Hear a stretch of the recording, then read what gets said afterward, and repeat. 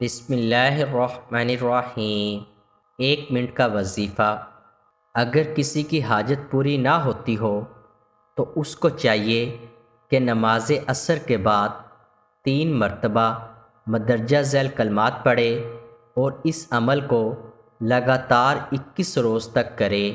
انشاءاللہ حاجت پوری ہوگی۔ کلمات یہ ہیں: یا حیو، یا حلیم، یا عزیز، یا کریم، اقضی حاجتی بحق ایاک نعبد و ایاک نستعین۔ انشاءاللہ بہت فائدہ ہوگا۔ اس عمل کو خود بھی کریں اور صدقہ جاریہ کے طور پر دوسروں کے ساتھ بھی لازمی شیئر کریں۔